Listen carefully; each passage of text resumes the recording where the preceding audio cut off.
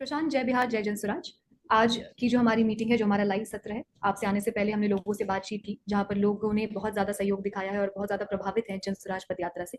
हमारे साथ अभी 8,000 लोग मौजूद हैं। हम सीधा सवालों की तरफ बढ़ते हैं। जो सबसे पहला सवाल है वो है शहबाज हसन जी की तरफ से। शहबाज जी, आपसे दरख्वास्त है आप अपना कैमरा ऑन कर लें और अनम्यूट करके अपना सवाल प्रशांत से पूछें।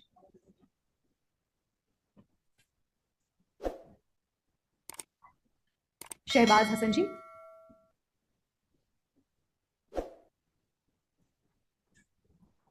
शायद शहबाज जी यहाँ पर मौजूद नहीं है नेटवर्क कनेक्टिविटी की वजह से। आलोक चौहान जी हमारे साथ हैं। आलोक जी, प्लीज अपना कैमरा ऑन करके अपना माइक अनम्यूट करके प्लीज अपना सवाल पूछें। Hello sir.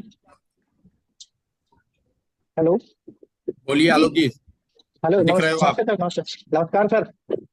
नमस्कार। आपसे मिलकर बहुत अच्छा लग रहा है। आपसे मतलब डायरेक्ट ऐसे बात करके कोई बात नहीं। सर मेरा बोलिए। सर मेरा क्वेश्चन कह लें आप या मन की ऐसी जिज्ञासा कह लें। सर मेरा बस यही पूछना था। एक बार आपने सर मैं आपकी एक बार इंटरव्यू देख रहा था, तो उसमें आपने ये बताया था हमें सभी लोगों को कि मतलब जब भी आप वोट करें तो अपनी जात से ऊपर उठ के विकास के लिए या फिर मतलब पढ़ाई के लिए अपने बच्चों के लिए वोट करें। पर सर हमारे समाज में, जो हमारे गांव का या हमारे ऐसे समाज का, सर ऐसा होता है कि जब भी हम किसी जात को लेकर वोट करते हैं तो हमें ये डर रहता है अगर किसी और जात का नेता या किसी और जात का पर्टिकुलर इंसान अगर दूसरा हो गया तो फिर हमारी जात से तो खतरा हो जाएगा। हम सर ये चाहते हैं कि दूसरा इंसान अच्छा है, मतलब वो विकास करेगा, पर सर वो कहीं ना कहीं उनके जो लोग हैं, उनके उनके साथ जुड़े लोग हैं, वो सर दूसरी जात को खतरा भी तो पहुंचा सकते हैं। कहीं ना कहीं सर खतरा रहता है। तो सर इसे सर कैसे दूर करें, कैसे लोगों को समझाएं, कैसे अपने आप को समझाएं?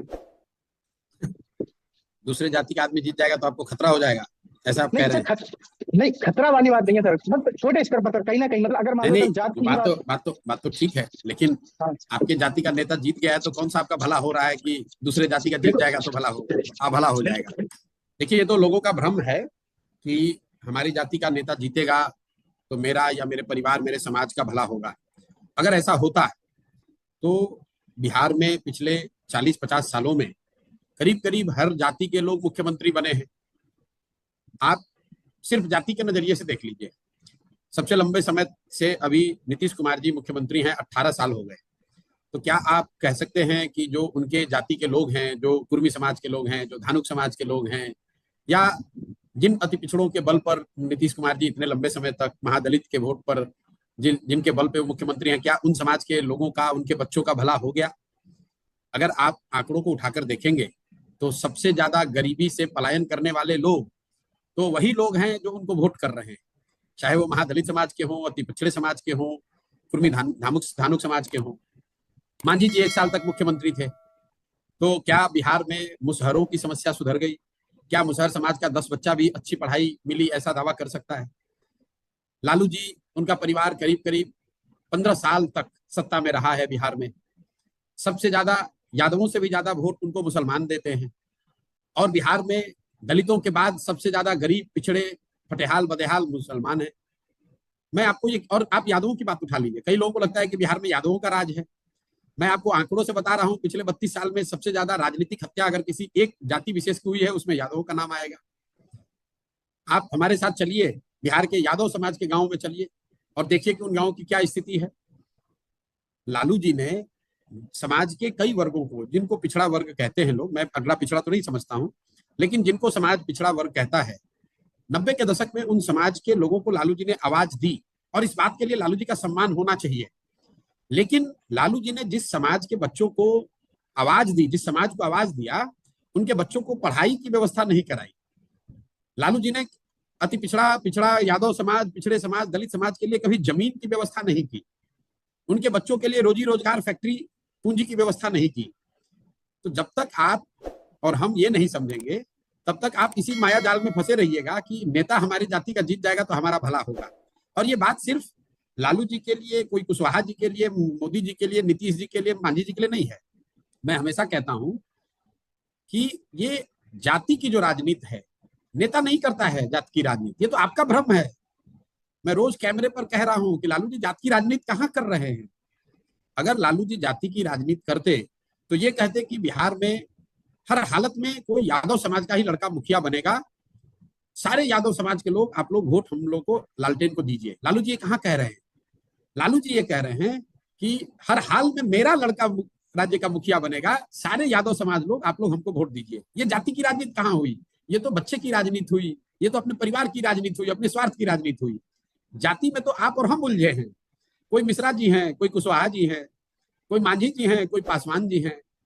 जो जिस जाति का नेता है, नेता अपनी चिंता कर रहा है, अपने बच्चों की चिंता कर रहा है। जाति में आप और हम उलझे हुए हैं।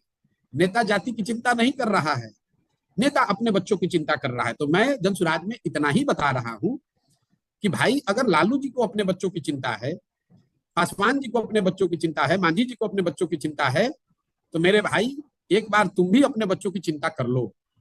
क्योंकि अगर अपने बच्चों की चिंता नहीं करोगे तो लिख के रखो, चाहे मिश्रा जी जीत जाएं कि कुशवाहा जी जीत जाएं, नदीम जी जीत जाएं कि नौशाद जी जीत जाएं, यादव जी जीत जाएं कि कुशवाहा जी जीत जाएं, तुम्हारे बच्चों की चिंता कोई नहीं करेगा।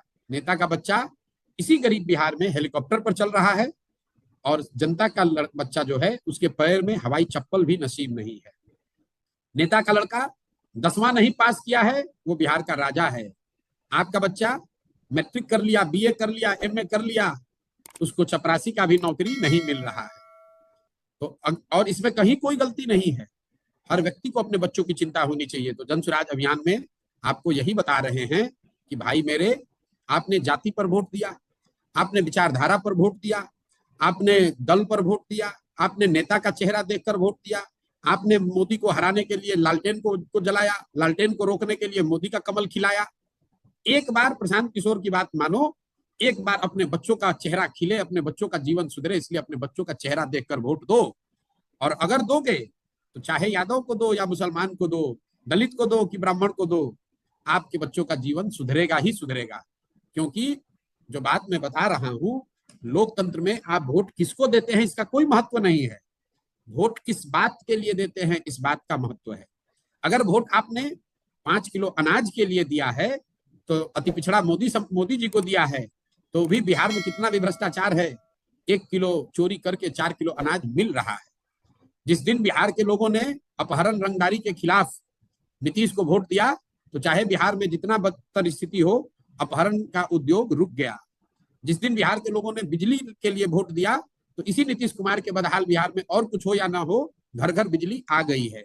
जिस दिन पूरे देश के लोगों ने राम मंदिर अयोध्या में बनाने के लिए वोट दिया, तो आपके घर में, आपके गांव पंचायत में फैक्ट्री लगी हो न लगी हो, सड़क विद्यालय अस्पताल बना हो न बना हो, अयोध्या में राम मंदिर बन गया है। आपने वोट दिया कि मोदी जी ने गुजरात में देश में बड़ा विकास किया है, तो गुजरात में विकास हो रहा है, और बिहार से आपके हमारे बच्चे जाकर गुजरात में, सूरत में नौकरी कर रहे हैं। ये उदाहरण आपको इसलिए दे रहा हूं कि इस बात को आप समझिए। जिस बात के लिए भी आप वोट दीजिएगा, मोदी को दीजिए, नीतीश को दीजिए, लालू को दीजिए, जिस चीज के लिए आपने वोट दिया वो वोट आपको, वो काम थोड़ा कम या ज्यादा आपका होगा। बिहार में 18 महीना की पदयात्रा में 5000 गांव में मैंने जाकर लोगों को एक सवाल जरूर पूछा है कि अपने बच्चे के सर पर हाथ रखकर बताओ कि क्या तुमने कभी जीवन में पढ़ाई के लिए, अपने बच्चों के पढ़ाई के लिए वोट दिया।